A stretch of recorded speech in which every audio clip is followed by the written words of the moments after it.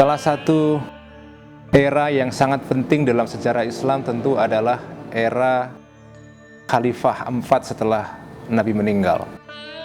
Inilah era ketika Islam bukan semata-mata sebagai agama, tapi sebagai praktek politik, mengalami konsolidasi, mengalami pengembangan. Di bawah Khalifah keempat inilah kekuasaan Islam meluas ke berbagai kawasan di dunia Islam. Saya akan membahas satu persatu Khalifah 4 yang sangat berjasa di dalam mengembangkan kekuasaan politik Islam, mengembangkan praktek politik yang kemudian nanti akan dikenang oleh para teoritisi politik Islam belakangan. Saya akan mulai dengan Khalifah yang pertama, yaitu Abu Bakar As-Siddiq. Abu Bakar lahir pada tahun 573 Masehi dan meninggal pada tanggal 23 Agustus 634 Masehi atau pada tahun 13 Hijriah. Anda tahu Abu Bakar adalah sahabat pertama yang memeluk agama Islam waktu Nabi menyebarkan agama Islam pertama kali di Makkah. Waktu Nabi sakit menjelang Nabi wafat, Nabi memberikan semacam isyarat kepada Abu Bakar. Tentu ini menurut versi Sunni. Beliau memberikan isyarat Abu Bakar adalah khalifah yang diharapkan akan menggantikan Nabi setelah Nabi wafat, yaitu dengan meminta Abu Bakar menjadi imam salat. Tindakan Nabi meminta Abu Bakar menjadi imam salat ini kemudian dipandang oleh para ulama Sunni sebagai pertanda bahwa itulah isyarat Nabi menghendaki Abu Bakar menjadi khalifah pertama dalam Islam, menggantikan Nabi sebagai penguasa politik. Anda tahu dalam sejarah politik atau pemikiran politik Islam ada dua mazhab, ya. Pertama adalah mazhab yang diikuti oleh kaum Sunni yang mengatakan bahwa Nabi tidak meninggalkan wasiat apapun tentang siapa yang menggantikan beliau. Kemudian ada mazhab kedua, yaitu mazhab kaum Syiah yang mengatakan bahwa Nabi memberikan wasiat, memberikan nas, memberikan pernyataan eksplisit bahwa ada khalifah yang diwasiatkan oleh Nabi menggantikan beliau, yaitu Ali bin Abi Thalib. Nah, Abu Bakar kemudian melalui proses yang tidak akan saya ceritakan dengan rinci, kemudian menjadi khalifah melalui baiat, melalui sumpah kesetiaan yang diberikan oleh umat Islam di Madinah ketika itu. Abu Bakar dibaiat oleh Umar pertama kali di rumah Saqifah ibn Sa'idah, di mana ketika itu terjadi perdebatan soal siapa yang akan menjadi pengganti Nabi. Nah, Abu Bakar punya beberapa kebijakan yang menarik.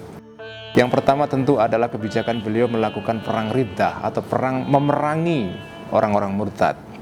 Setelah Nabi wafat, banyak sekali ribuan orang Arab itu murtad, keluar dari Islam. Mereka menganggap bahwa ketika Nabi wafat, maka kesetiaan itu hilang. Jadi tidak perlu lagi mereka memeluk agama Islam. Nah, kemudian Abu Bakar memerangi mereka semua. Nah, tindakan Abu Bakar memerangi orang murtad ini dipakai oleh sebagian orang sekarang sebagai hujah atau dalil untuk mendukung kebijakan untuk memerangi orang-orang yang dianggap murtad di kalangan orang Islam sendiri. Nah, saya kira ini tafsiran yang tidak tepat, sebab Abu Bakar itu memerangi orang murtad bukan karena keyakinan mereka. Sebagian sarjana muslim modern mengatakan bahwa orang-orang murtad pada saat itu diperangi oleh Abu Bakar bukan karena mereka punya keyakinan yang berbeda, bukan karena mereka keluar dari Islam. Karena dalam Islam kita tahu ada suatu prinsip yang sangat penting, yaitu la ikraha fiddin, tidak ada pemaksaan dalam agama. Jadi mereka diperangi karena mereka melakukan pembangkangan politik. Kalau pakai bahasa modern, mereka melakukan kegiatan separatisme. Sekarang pun kalau ada suatu kelompok atau golongan membangkang pemerintah pusat, mereka diperangi. Jadi orang-orang yang keluar dari Islam, murtad ketika itu, tidak mau membayar zakat, atau bahkan keluar dari Islam, diperangi oleh Abu Bakar. Selama 27 bulan Abu Bakar itu berkuasa, hampir sebagian besar dihabiskan untuk memerangi para orang murtad ini. Nah, perang itu bukan karena Abu Bakar itu memerangi keyakinan mereka, tetapi karena orang-orang ini melakukan kegiatan political rebellion atau pembangkangan politik.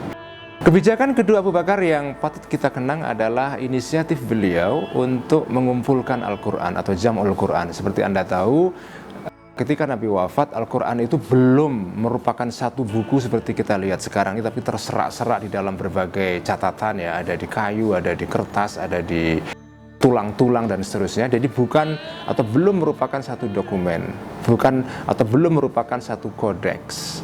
Nah, Abu Bakar atas usulan Umar ibn al-Khattab karena melihat banyak sekali para penghafal Quran yang meninggal pada saat perang Yamamah, salah satu perang untuk memerangi para orang-orang murtad pada saat itu. Ketika Umar melihat bahwa ada banyak para penghafal Quran atau hufazul Quran yang meninggal, maka beliau khawatir seandainya Al-Quran ini penghafalnya pada meninggal kemudian belum disatukan dalam satu dokumen, maka Quran akan hilang. Nah, Umar datang kepada Abu Bakar mengusulkan supaya Quran disatukan dalam satu dokumen. Abu Bakar kemudian mengikuti saran Umar meskipun pertama-tama agak ragu, dan para sahabat yang lain juga menentang itu karena Nabi ketika wafat tidak pernah memwasiatkan atau melakukan pengumpulan Quran dalam satu buku. Jadi mereka khawatir ini tindakan yang bid'ah. Nah, berkat Abu Bakar inilah inisiatif pertama mengumpulkan Quran terjadi. Diserahkan tugas itu kepada seorang sahabat yang menjadi salah satu penulis wahyu yang paling utama, yaitu Zaid ibn Thabit. Nah, Zaid ibn Thabit kemudian memulai proyek pengumpulan Al-Quran, yang proyek ini kemudian berlangsung terus sampai kepada era Sayyidina Umar, kemudian berakhir puncaknya pada saat Sayyidina Utsman, Khalifah ketiga. Berkat inisiatif Abu Bakar ini, kemudian kita sekarang ini, umat Islam sekarang, mempunyai Al-Quran yang terbukukan. Nah, terakhir, Abu Bakar adalah satu-satunya khalifah di antara khalifah 4 setelah Nabi yang meninggal secara alamiah. Yang lain Sayyidina Umar, Utsman, dan Sayyidina Ali karramallahu wajhah itu meninggal dalam pembunuhan politik atau political assassination. Sekian, terima kasih.